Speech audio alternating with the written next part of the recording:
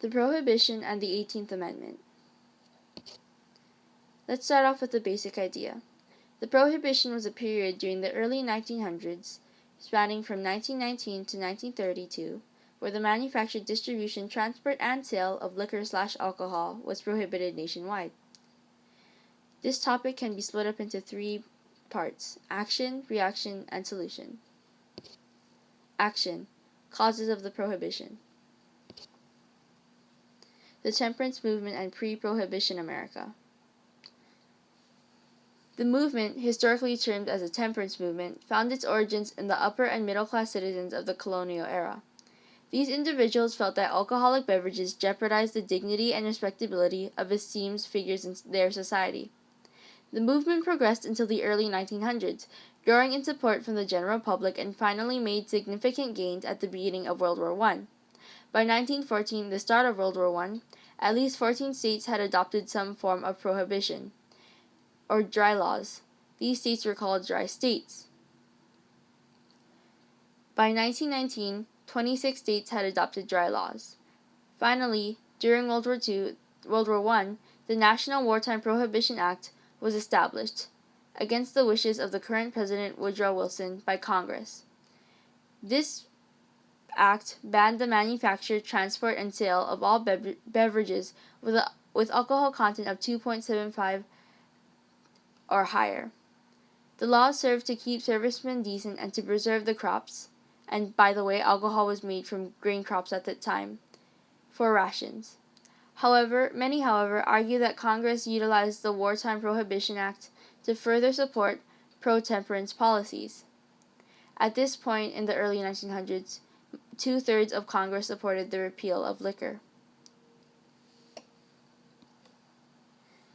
The two most prominent organizations who supported further push on laws which regulated the liquor industry were the Women's Christian Temperance Union and the Anti-Saloon League.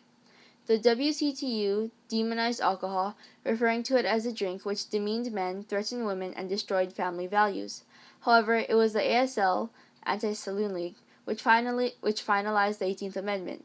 While the WCTU focused more on the moral infractions of which were related to alcohol, the ASL was a more modernized organization who thrived on business and structure.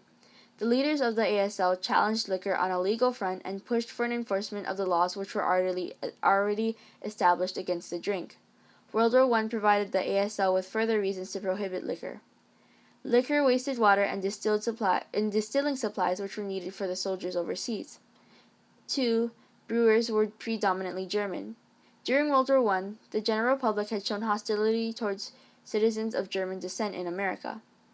Some of the Prohibition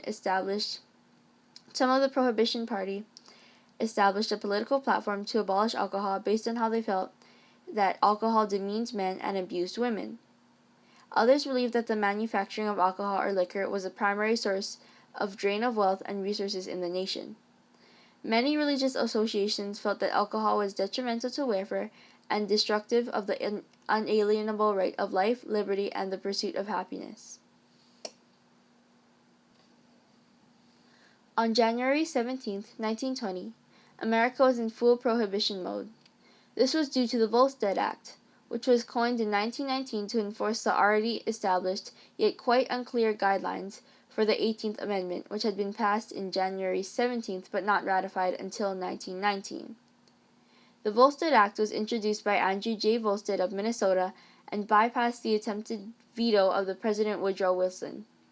Wilson was a supporter of the temperance movement. However, he felt that the prohibition should not have been handled at a federal level.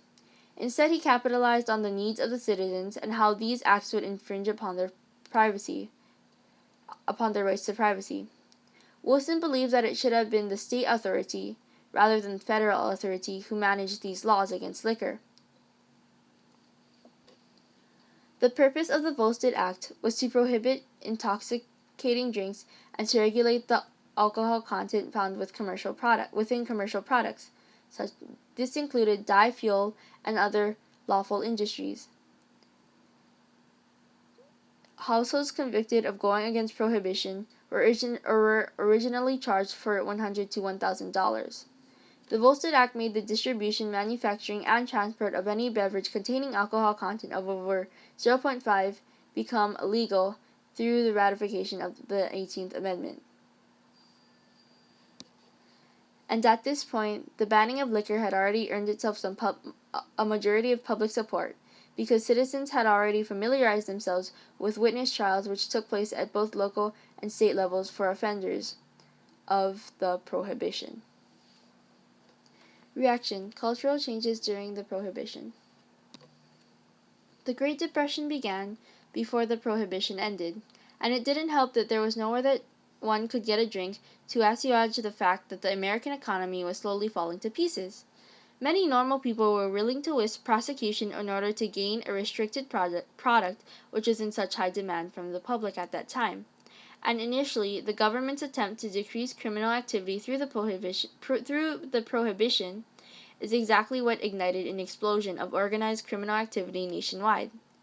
Many people who found alcohol as an aspect of leisure and comfort within their lives were influenced to associate themselves with gangsters and rum runners who would use illegal means to distribute alcohol.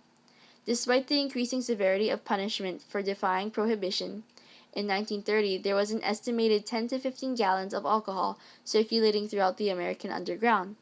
If you were daring enough, you could attend a speakeasy. Speakeasies were legal establishments where attendees could access liquor and other alcoholic drinks. So it's like an illegal bar. Many speakeasies were operated by gangsters who quickly took advantage of the public's desire for a product which was no longer available to make money. Defiance of prohibition was a major cultural turning point of the Roaring Twenties. It also helped to solidify organized criminal activity within the American scene. Despite its ratification, Congress refused to provide the financial requirements to enforce this amendment. The chief of the Treasury Department, John F. Kramer, promised its quick abolition. However, Congress only gave Kramer $2 million to complete his goals. The difficulties with the enforcement of the Volstead Act were comparable to returning fugitive slaves from Boston to Charleston during the era of slavery. The Treasury Department employees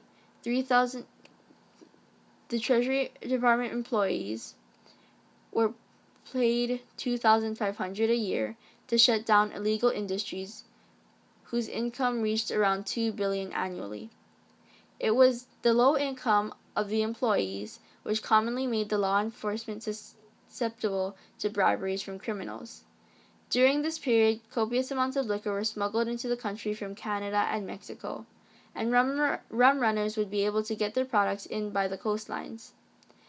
Alcohol could be found in many home products, and brewing material could be purchased for around $10. This is similar to the situation which we have today with methamphetamines, where meth can easily be made by household products. Despite being satisfied with the ratification of the 18th Amendment, the Prohibitionist Party was still disgruntled with the instabilities within the judiciary system, which allowed offenders to go free without conviction. So, in 1928, the Prohibition Party adopted a second political platform after a national convention in Chicago. One of the ways which perpetrators would avoid prosecution was through the jury deciding that the accused was not guilty, purposely in a process known as nullification. The second political platform is a plea for action against a specific Democratic candidate, Alfred E. Smith, who supported the wet states. In this written political platform, the Prohibition Party bashes nullifiers, claiming that both Lincoln and Andrew Jackson would have abhorred that type of dishonorable behavior. The Prohibition Party considered in the platform creating a union with all the other groups who supported the prohibition. They also strategized to hire representatives within their states who would push for more strict regulations against liquor and infractions upon the prohibition laws established. Due to the underground manufacturing methods of alcohol, it was not uncommon for there to be incidents of alcohol poisoning. This was the result of careless dealers who did not understand how to distill alcohol safely or properly. 34 people were found dead from a poisoning incident during a 4-day period in 1928. If you were a doctor working at one of the hospitals, you would be surprised by all the new ways people could poison themselves using alternative forms of liquor or alcohol. Distilling became a major industry for the American crime scene during the Prohibition. It was easy to walk into an urban or suburban neighborhood and find yourself in a center of mass production.